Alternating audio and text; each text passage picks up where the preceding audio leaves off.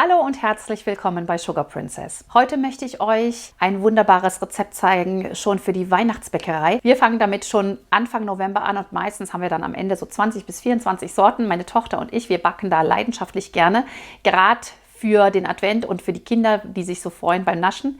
Und eins unserer absoluten Lieblingsrezepte ist dieses hier, nämlich die Schokoladenkipferl. Die sind doppelt schokoladig und wahnsinnig traumhaft, super zart und mürbe. Welche Zutaten ihr dafür benötigt, das zeige ich euch jetzt. Das sind die Zutaten, die ihr benötigt. 170 Gramm kalte Butter, 150 Gramm normales Haushaltsmehl, 30 Gramm Speisestärke, 75 Gramm Zucker. Ich habe hier Feinzucker, ein Päckchen Vanillezucker, 2 Eigelb, 75 Gramm Mandeln, geschält und gemahlen, 45 Gramm Kakaopulver. Für die Dekoration der Kipferl benötigt ihr dann noch 200 Gramm Zartbitterkuvertüre oder Zartbitterschokolade 70% Kakaoanteil und 2 Päckchen Vanillezucker. Das ist aber optional. Und jetzt werden erstmal alle Zutaten für den Teig einfach in eine Schüssel gegeben. Das Mehl, die Mandeln, die Speisestärke, der Vanillezucker, der Zucker und natürlich der Kakao, die Butterwürfel und natürlich zum Schluss die Eigelb.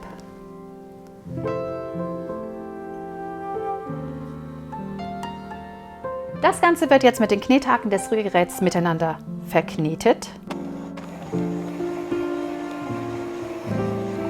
Wer einen Thermomix hat, der kann das auch in 40 bis 50 Sekunden auf Stufe 4 bis 5 einfach durchmixen im Thermomix und der Teig ist fertig. Mit dem Handrührgerät dauert das etwas länger und am besten ist es am Schluss noch mit den Fingern nachzukneten, bis sich der Teig gebildet hat.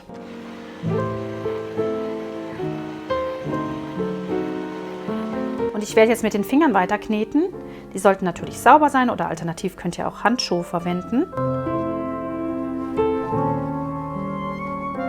Weil manchmal sich die Butter so ein bisschen widerspenstig verhält und sich nicht richtig auflösen will.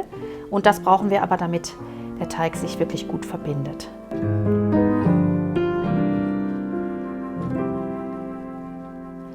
So, und ihr seht, dass jetzt allmählich der Teig entsteht. Und dann, wenn er fertig ist, darf man nicht mehr lange kneten, sonst sind die Kipferl am Ende nicht mürbe, so wie sie sein sollen.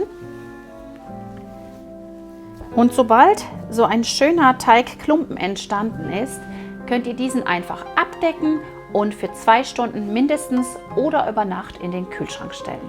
Dazu gebe ich mir jetzt den Teig auf eine Frischhaltefolie, forme ihn noch schön zu einem Rechteck, dass er schön gleichmäßig durchkühlt und packe ihn schön ein. Bei der Zubereitung des Teiges könnt ihr natürlich auch noch Gewürze hineingeben. Dann werden das nicht nur Schokoladenkipferl, sondern auch Schokoladenzimtkipferl oder Schokoladen-Spekulatius-Gewürzkipferl. Also da könnt ihr eurer Fantasie auch freien Lauf lassen und das Gewürz mit hineingeben, was ihr wollt oder was ihr noch zusätzlich hinzugeben wollt. Der Teig muss bei mir jetzt mindestens 2 Stunden in den Kühlschrank, besser noch über Nacht, dann haben sich alle Zutaten wirklich perfekt miteinander verbunden und dann kann der Teig richtig gut weiterverarbeitet werden. Der Kipferlteig war jetzt bei mir über Nacht im Kühlschrank und ich werde ihn jetzt noch mal ganz kurz durchkneten, dass er einfach geschmeidig wird. Wichtig ist noch, dass ihr euch den Ofen jetzt vorheizt auf 180 Grad Ober-Unterhitze oder 160 Grad Umluft. Alle Zutaten haben sich jetzt gut verbunden. Ihr seht, da sind so einzelne Stückchen entstanden und die muss man jetzt einfach noch mal einmal kurz durchkneten miteinander, am besten die einzelnen Stückchen. Und am besten nicht zu lange kneten, sondern wirklich nur kurz, so ein paar Mal hin und her, dann ist der Teig auch schon wieder einsatzbereit und lässt sich aber auch jetzt gut verarbeiten, da er schön kalt ist. Jetzt schaue ich, dass ich den Teig wieder möglichst gleichmäßig in ein Rechteck forme. Das kann man wieder mit Hilfe der Folie tun. Da kann man auch mal drüber rollen.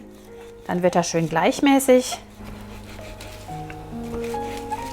Ich habe den Teig jetzt zu einem Rechteck von 20 x 20 ausgerollt ungefähr. Und in Abständen von 4 cm jeweils werde ich jetzt einmal den Teig teilen. So, auf der anderen Seite auch. Und jetzt kann ich den Teig hier teilen mit dem Lineal oder auch mit einem Messer, egal, wenn ihr kein Lineal habt, kein Backlineal, aber hier geht das jetzt ganz gut. Das teile ich einfach ab. Und hier ebenso. Und hier wieder. Und am Schluss nochmal. So, und jetzt nehme ich mir die einzelnen Stränge und steche jetzt aus den einzelnen Strängen die Kipferl aus und forme sie dann. Zum Ausstechen von Kipferln eignet sich am allerbesten so ein türkisches Teeglas. Hier den Anfang können wir mal wegtun erst. Jetzt kann ich der Reihe nach die Stränge so an den Seiten noch etwas flach drücken. Das kann auch mit einem Rollholz geschehen. Ein bisschen abflachen. Also wichtig ist diese flache Kante. Und dann nehmt ihr euch ein türkisches Teeglas und stecht die Kipferl aus. Man kann sie dann ganz einfach hier rausnehmen. Und das Kipferl ist quasi fertig. Es wird dann nur noch final so ein bisschen geformt. Das kann jetzt erstmal so aufs Blech. Ich habe mir jetzt das Blech daneben gestellt, dann geht es einfacher. Also ansetzen und das Kipferl ausstechen. Das Kipferl einfach aus dem Glas nehmen und auf das Backpapier setzen. Und das machen wir jetzt erstmal mit allen Kipferln und danach können wir sie noch ganz zart ein bisschen nachformen, die Spitzen etwas runden und sie noch ein bisschen zusammendrücken und fertig. Und so einfach sind dann unsere Kipferl geformt und sehen alle gleichmäßig aus.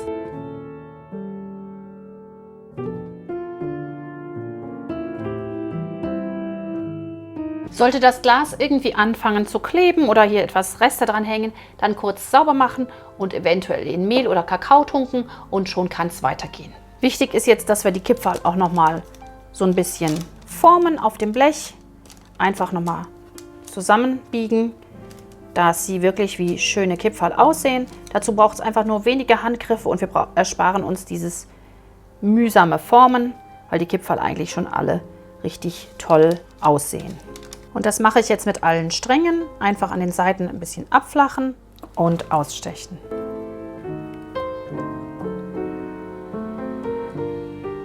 So toll gleichmäßig sehen jetzt unsere Kipferl aus. Mit dieser Methode, mit dem Teeglas geht das richtig schnell und richtig easy. Und die Kipferl dürfen jetzt für 10 Minuten in den vorgeheizten Backofen geschoben werden.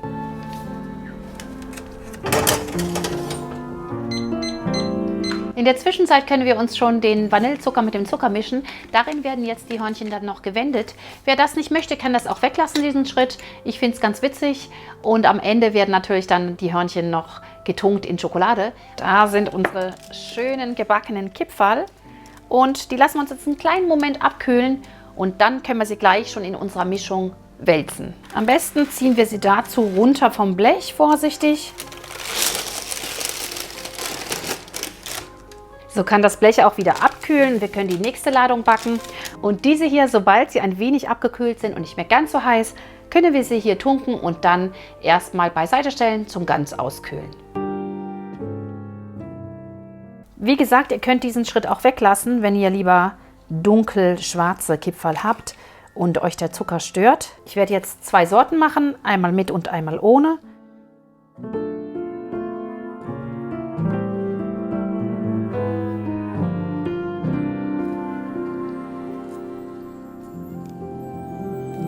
Die zweite Ladung ist jetzt auch fertig und darf hier auf dem Blech noch abkühlen, beziehungsweise danach ziehe ich sie dann runter und lasse sie auf dem Gitter abkühlen. Die werde ich jetzt nicht mit Zucker bestäuben und dann haben wir nachher 2 Sorten, einmal die mit Vanillezucker und einmal die ohne. Und ich bin sehr gespannt, welche dann am besten schmecken. Meine Kuvertüre habe ich mir jetzt schön gehackt und gebe sie in mein Schmelzgerät. Ihr könnt das natürlich auch auf dem Wasserbad machen, kein Problem.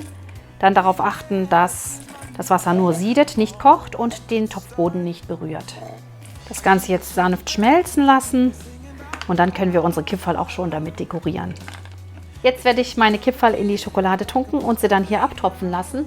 Und ich fange mit den Kipferl ohne Zucker an, da mir sonst die Schokolade ja schon gleich voll Zucker ist. Einfach nur gerade die Spitzen reintunken, etwas abstreichen und ablegen.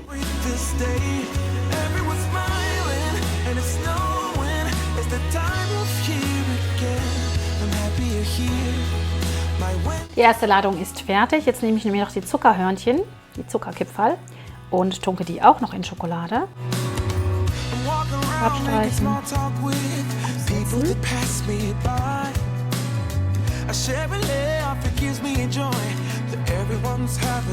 Die Kipferl sind fertig angerichtet und ich muss jetzt mal einen probieren. Ich hoffe, dass auch Jo gleich noch seine Meinung sagen wird. Ich kenne die Kipferl ja auch schon, aber ich probiere jetzt trotzdem einen für euch. Ich weiß, sie sind absolut top schokoladig und super, super lecker. Nehmen wir gleich mal hier den.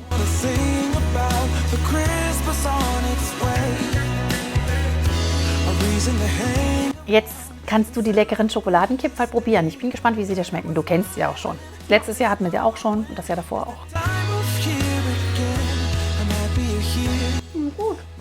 Gut, oder? Schokoladig aus. Schokoladig, gell? Super top schokoladig, also absolut ein Traum, zerschmelzen auf der Zunge, sind super schön mürbe, gell? Gar nicht hart, also traumschön, traumlecker.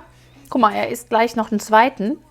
Mit einem Haps sind sie weg. Ich habe jetzt beide Varianten probiert und ich bin mir nicht sicher, welche mir besser schmeckt. Die ohne Zucker ist natürlich etwas weniger süß, also für die Leute, die nicht so gern süß essen, ist die Variante ohne Vanillezucker sicherlich die bessere. Aber für mir persönlich schmecken die mit Zucker noch einen Ticken besser, weil auch noch so ein bisschen Crunch an der Außenseite ist. Das finde ich, das gibt das Tüpfelchen auf das i. Das waren meine leckeren, doppelt schokoladigen Schokoladenkipferl. Ich hoffe, euch hat das Rezept genauso gut gefallen, wie es uns seit Jahren gefällt. Ich finde es super easy zu machen, gerade mit dem Trick mit dem Teeglas. Also probiert sie einmal aus. Sie sind einfach absolut ein Muss auf unserem Adventsteller, Weihnachtsteller. Ich wünsche euch jetzt viel Spaß beim Ausprobieren, beim Nachbacken und bis nächste Woche. Tschüss!